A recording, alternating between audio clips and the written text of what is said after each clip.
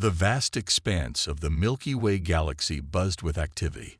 Countless alien races had formed a grand alliance, known as the Galactic Confederacy. They shared technology, traded resources, and explored the cosmos together. For millennia, they believed they were alone in their greatness. That was until they met the humans. It was the year 2157 when Earth's first faster-than-light ship, the ESS Voyager, stumbled upon an alien outpost. The crew, led by Captain Sarah Chen, was both thrilled and terrified. They had dreamed of this moment, but never truly expected it to happen. The aliens, tall blue-skinned beings called the Zorak, were equally surprised. They had never seen creatures quite like humans before. At first, they thought humans were some kind of pet brought by a more advanced race. It took days of careful communication before they understood that humans were, in fact, a spacefaring species. News of the encounter spread quickly through the Galactic Confederacy. Many races were curious about these newcomers. Some were excited, others worried, but most were simply amused. Humans, with their short lifespans and fragile bodies, seemed like children playing at being adults. As more human ships ventured into space, the Confederacy's opinion of them didn't improve. Human technology was far behind that of most member races. Their ships were slow, their weapons weak, and their shields primitive.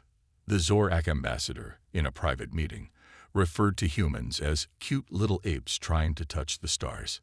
Despite this, humans pushed forward. They established colonies on nearby planets and moons.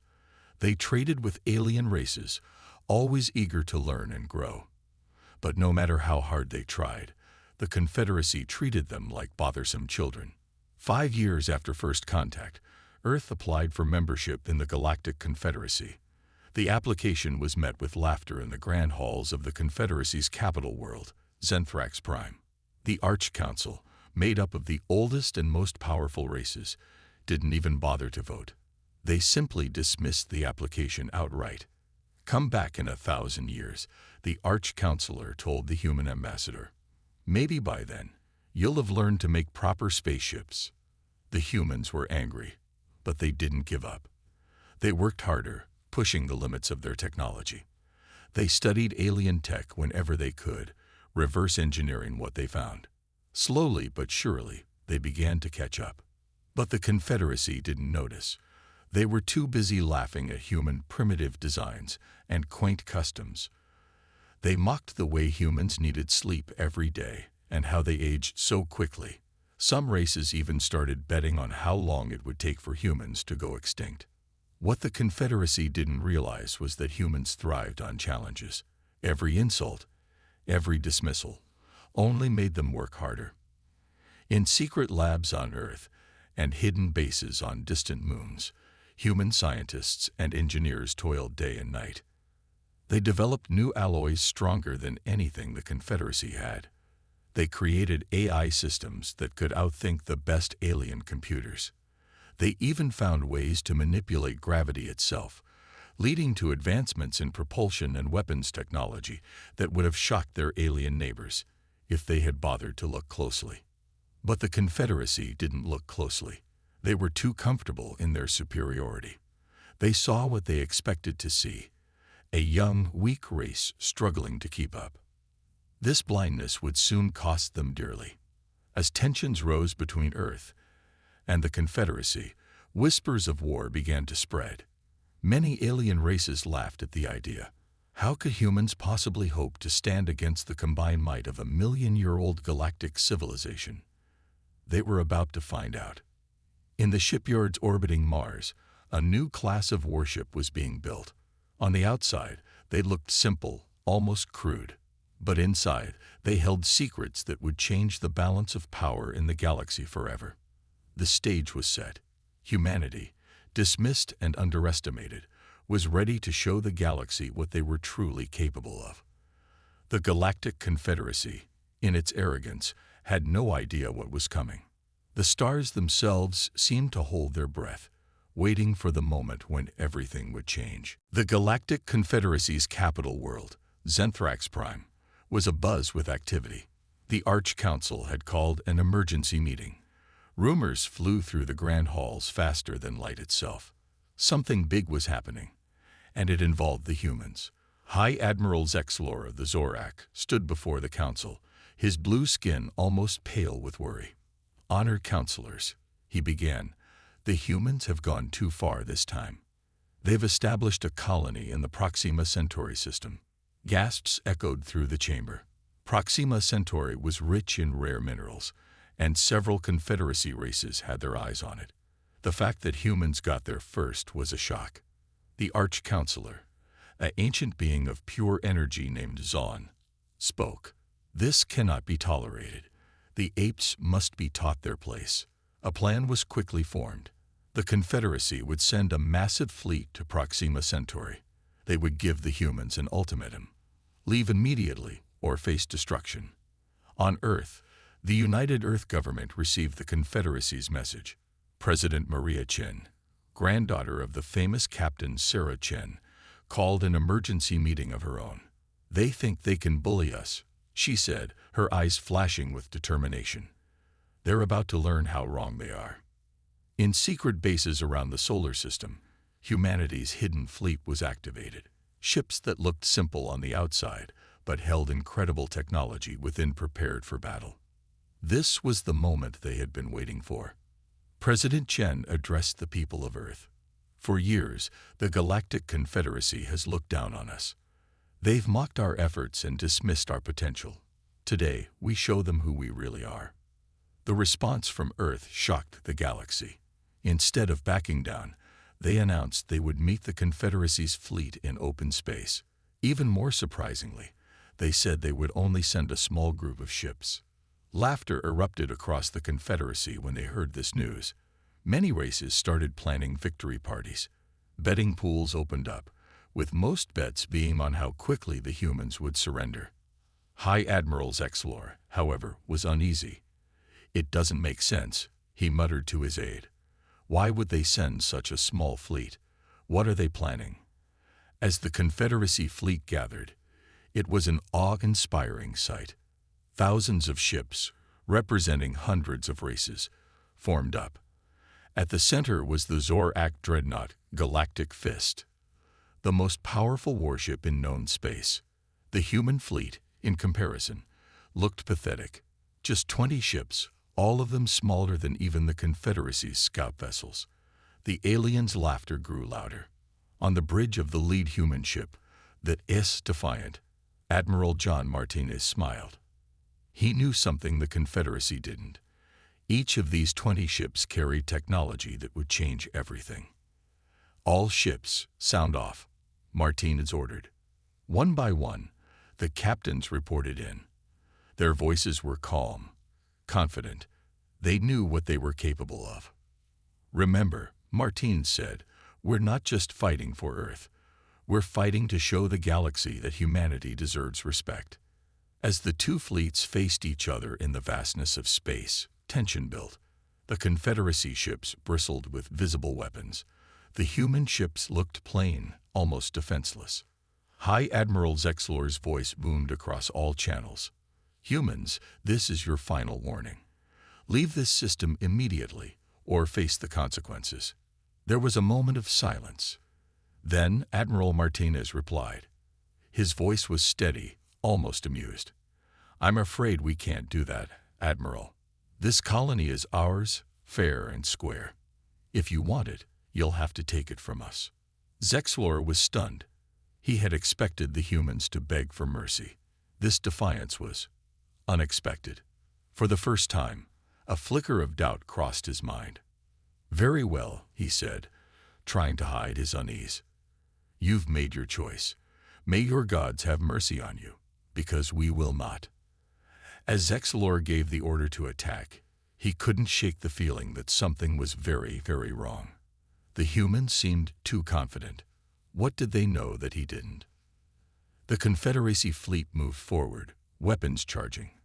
The human ships held their position, seemingly unafraid. In that moment, just before the first shot was fired, the galaxy held its breath. Everything was about to change, and no one, not even the humans, knew exactly how. The battle for Proxima Centauri was about to begin, and with it, a new chapter in galactic history. The vastness of space seemed to shrink as the two fleets faced each other. On one side, the massive Confederacy armada, thousands of ships strong, their hulls gleaming with advanced alien tech. On the other, the tiny human fleet, just 20 ships that looked almost toy-like in comparison. High Admiral Zexlor stood on the bridge of the Galactic Fist, his antenna twitching with anticipation. He addressed his fleet, his voice booming across all channels. Warriors of the Confederacy, today we teach these upstart humans their place in the galaxy. Our victory will be swift and total. Cheers erupted from thousands of alien throats across the fleet. They were ready for an easy win, a chance to put the annoying humans in their place once and for all. On board the human flagship, Hess Defiant, Admiral John Martinez listened to Zexlor's speech with a small smile. He turned to his crew, all of whom looked calm and focused. "Well, folks," he said, "looks like they're in for a surprise. Let's show them what humanity can do." As the Confederacy fleet began to move forward, the human ships remained perfectly still. This confused the alien warriors. Why weren't the humans running away? Didn't they realize they were hopelessly outmatched? Zexlor frowned. Something felt off, but he couldn't put his finger on it. He shook off the feeling and gave the order to attack. "All ships, open fire," he commanded. Thousands of energy beams lanced out from the Confederacy ships, filling space with deadly light. The aliens watched eagerly, expecting to see the human ships vaporized in seconds. But something incredible happened. As the energy beams neared the human fleet, they seemed to bend and twist, missing the ships entirely.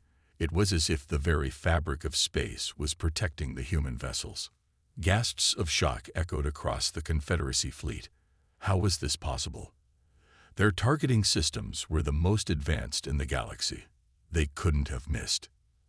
Admiral Martinez's voice came over the comm channels, sounding almost bored. "Is that all you've got, Zexlor? I thought this was supposed to be the mighty Confederacy fleet." Zexlor's face turned a deep shade of purple with rage. "All ships, fire again.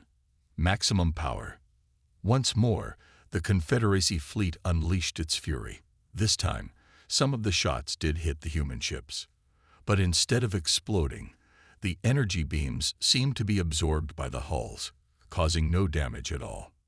Now, real fear began to spread through the alien fleet. What kind of technology were these humans using? Admiral Martinez decided it was time to reveal a bit more. "All right, team. Let's show them what we can do. Activate the gravity drives."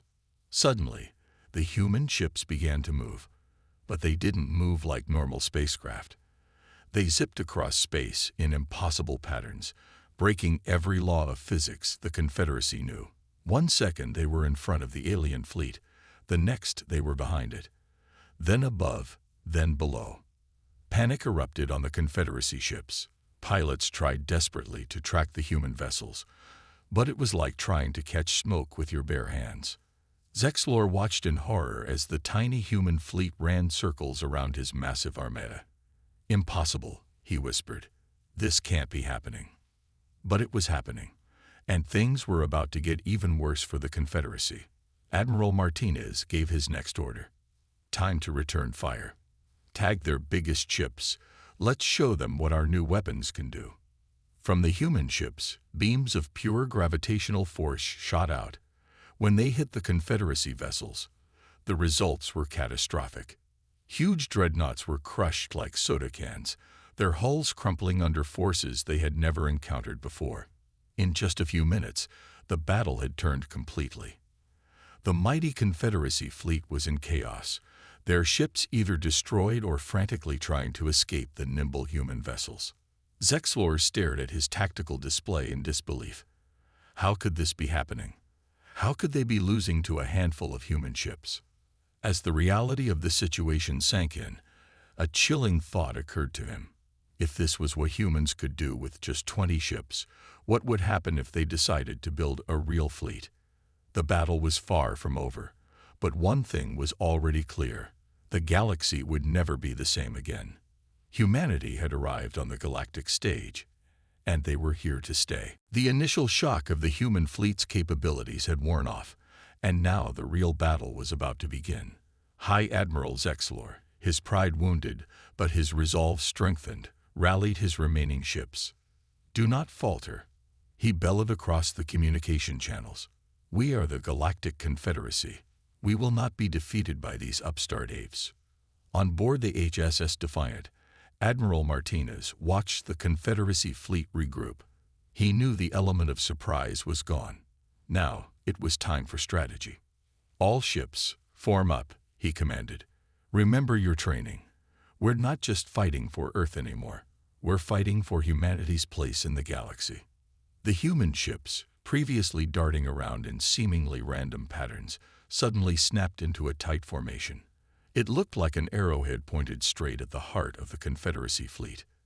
Zexlor saw this and sneered. "They think they can challenge us in traditional combat. Fools. All ships, concentrate fire on their lead vessel. Let's see how tough they really are." Thousands of energy beams converged on the HS Defiant. For a moment, it seemed like the ship would be vaporized. But then something incredible happened. The Defiant's hull began to glow. The energy beams were being absorbed, channeled throughout the ship's systems. And then, with a burst of blinding light, the Defiant shot all that energy right back at the Confederacy fleet. Dozens of alien ships were caught in the blast, their shields overloading and hulls rupturing. Zexlor watched in horror as a significant portion of his fleet was taken out by their own weapon energy. "How?"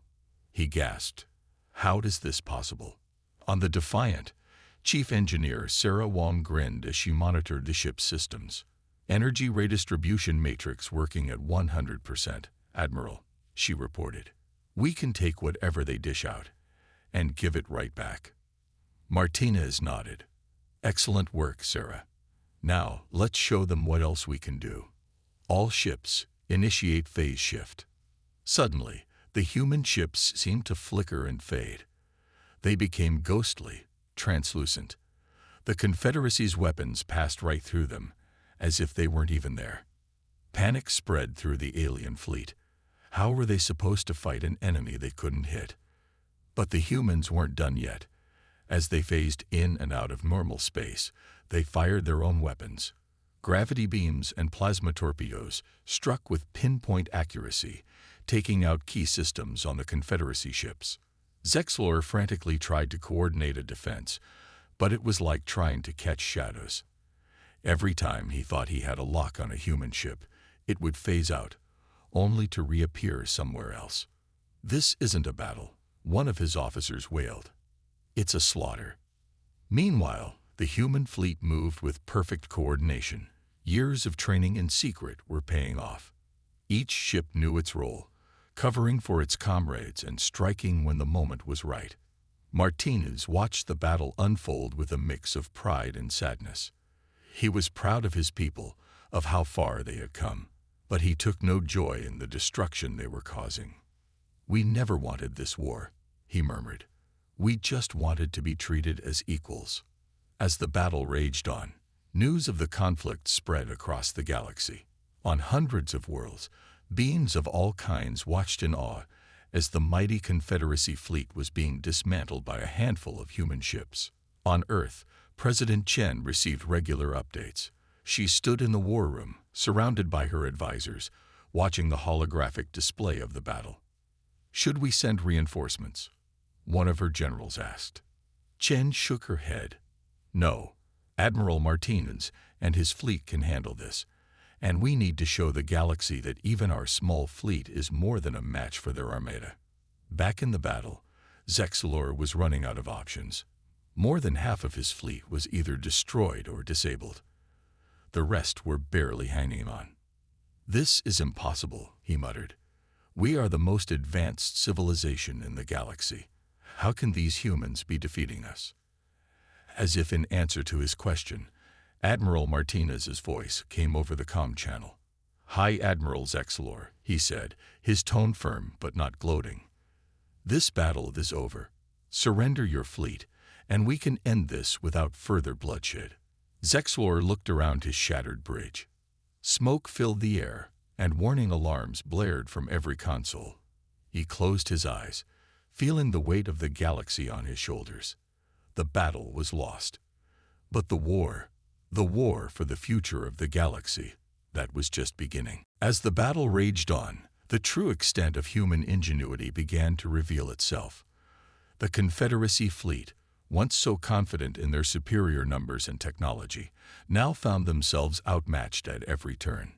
High Admiral Zexlor, his pride shattered but his curiosity piqued, couldn't help but marvel at the human ships.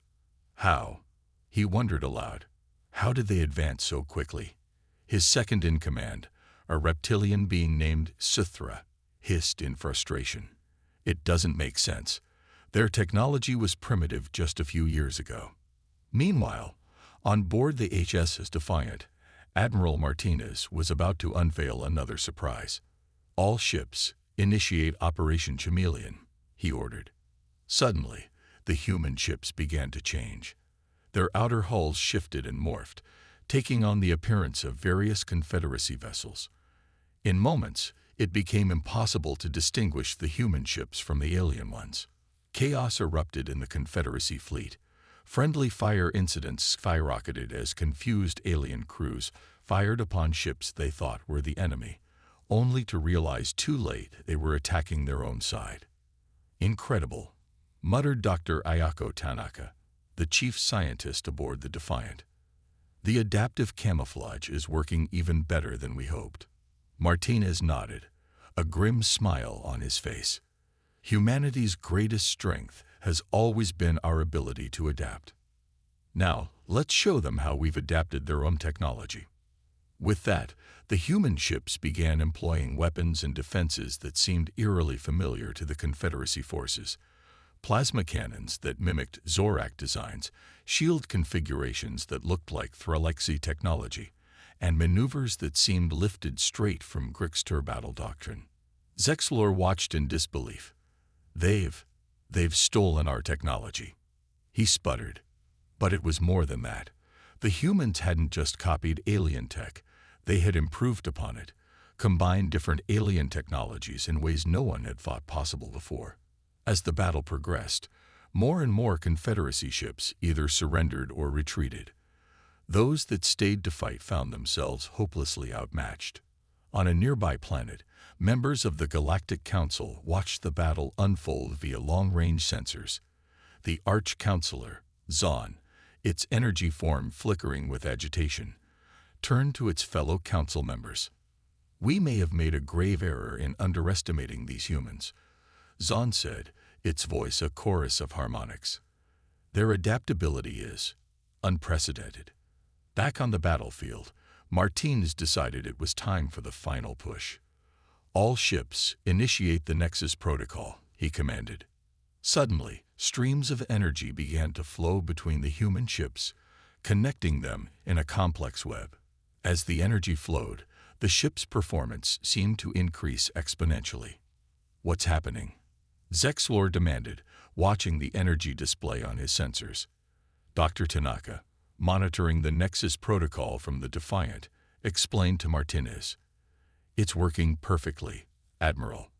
We're sharing processing power, energy, and tactical data across all ships. We're operating as a single, unified entity now." The effect was devastating. The human fleet moved with impossible coordination, each ship anticipating and reacting to threats before they even materialized. It was as if they were being guided by a single, incredibly advanced intelligence. Zexlor, watching his fleet being systematically dismantled, finally understood. The humans hadn't just advanced their technology. They had fundamentally changed the nature of space combat itself. "Cease fire," he ordered, his voice heavy with defeat. "All ships, stand down. We surrender." As the remains of the once mighty Confederacy fleet powered down their weapons, a stunned silence fell across the battlefield. The impossible had happened. Humanity, the newcomers, the underdogs, had emerged victorious. Admiral Martinez took a deep breath. Transmit to all frequencies, he said. This is Admiral John Martins of the United Earth Fleet. We accept your surrender, High Admiral Zexlor. Let's end this conflict and talk about the future. A future where humanity and the Confederacy can coexist as equals. As the message was broadcast across the galaxy, beings on countless worlds listened in awe. The age of Confederacy dominance was over. A new era was dawning. An era where humanity would play a central role. Dr. Tanaka turned to Martinez, her eyes shining with emotion. We did it, Admiral. We showed them what humanity is capable of. Martinez nodded, his expression a mix of pride and solemnity. We did, but this is just the beginning. Now comes the hard part, proving that we deserve our place among the stars. As the human fleet began the process of securing the surrender of the Confederacy ships, one thing was clear to everyone watching. The galaxy would never be the same again. Humanity had arrived, and they were here to stay. The aftermath of the battle was a sight to behold. The once mighty Confederacy fleet now floated in disarray, many ships damaged beyond repair, others powered down in surrender. In contrast, the small human fleet hovered victoriously, their ships barely scratched. High Admiral Zexlor, his blue skin now a pale shade of defeat, stood on the bridge of his flagship. He watched as a sleek human shuttle approached, ready to board his vessel. For the first time in his long life, he felt true fear. Not of the humans, but of the unknown future that now lay before them all.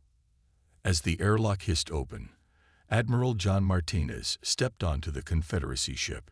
He was flanked by Dr. Ayako Tanaka and a small security team. Zexlor was struck by how normal they looked. These beings, barely out of their planetary cradle, had just reshaped the galaxy. High Admiral Zexlor, Martins said, his voice firm but not unkind. I believe we have much to discuss. Zexlor nodded, his antenna drooping. Indeed we do, Admiral Martinez.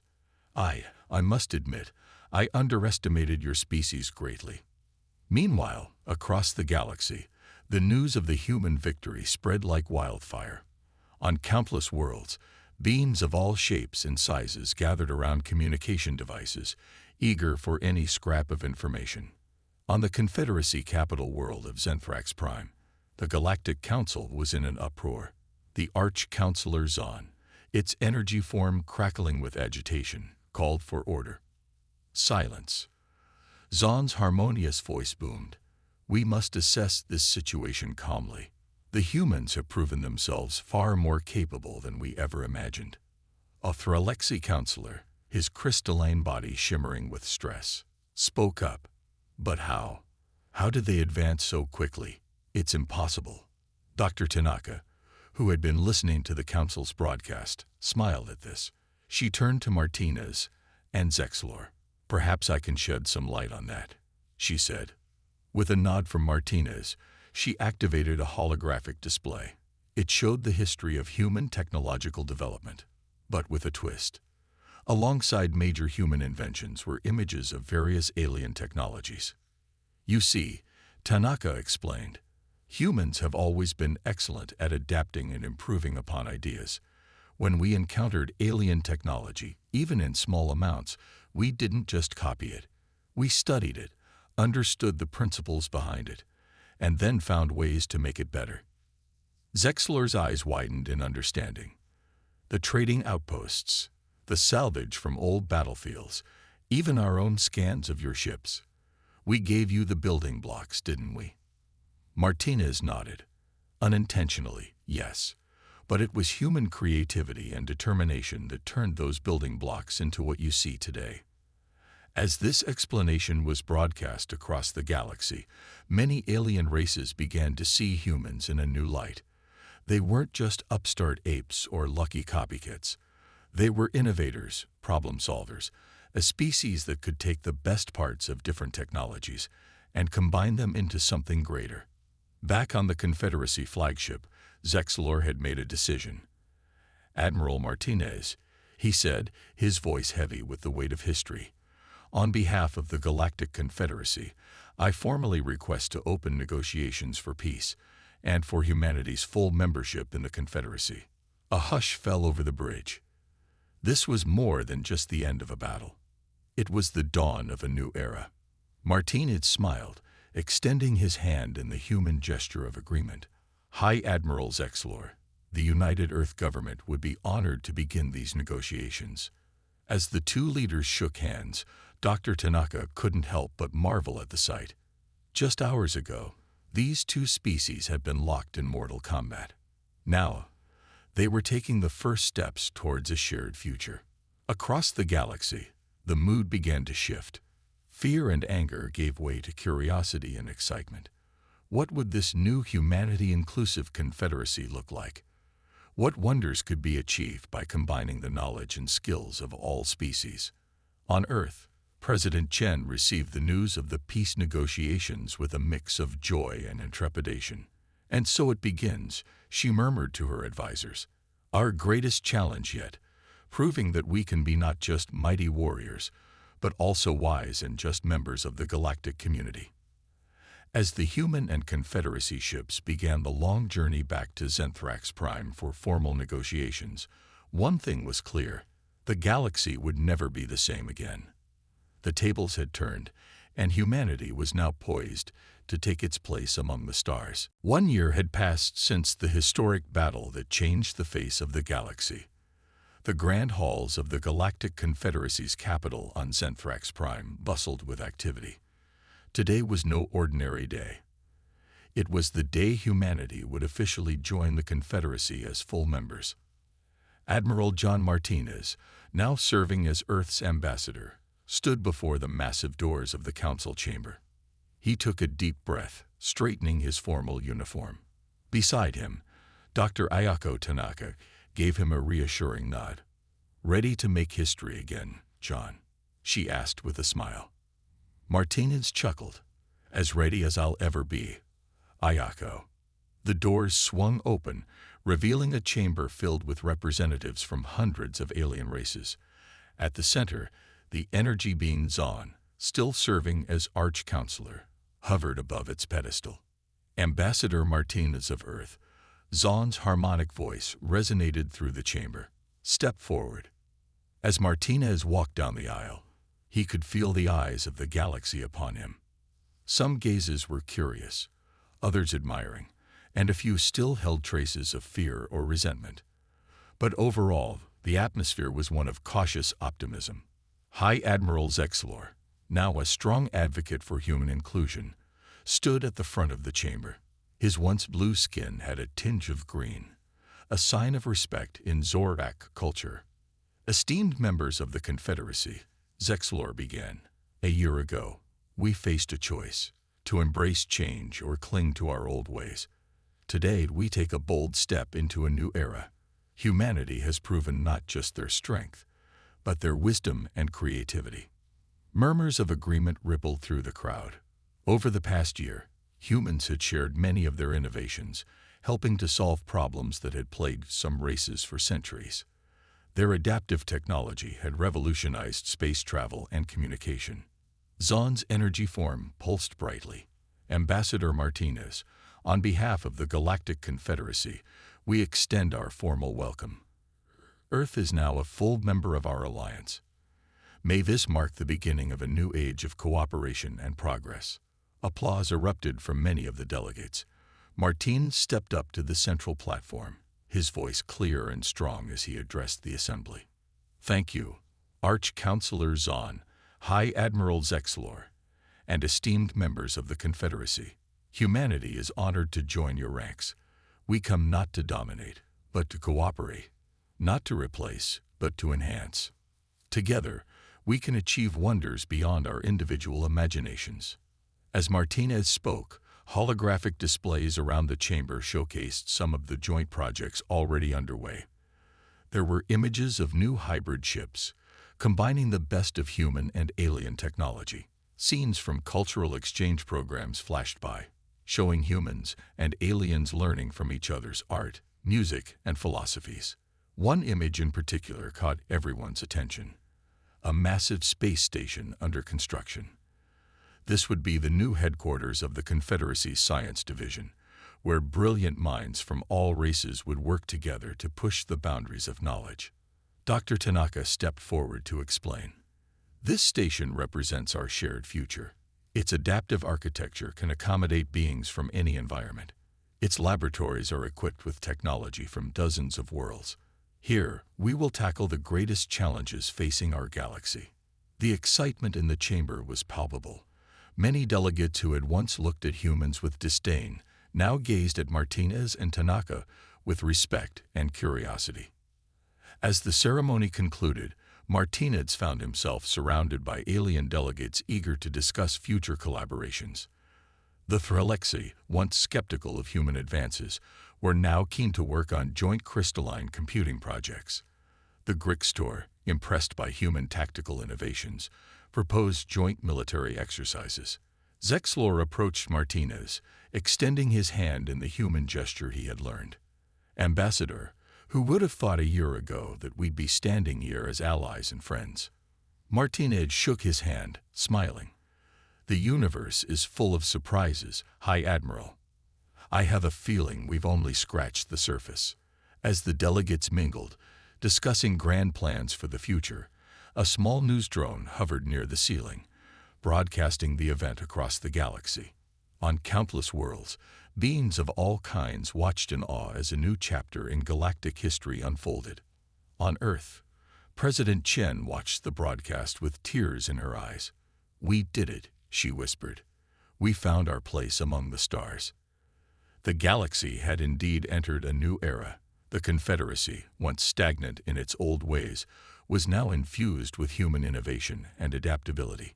And humanity, once alone in the cosmic ocean, had found a family among the stars. As the celebration continued on Zenthrax Prime, one thing was clear.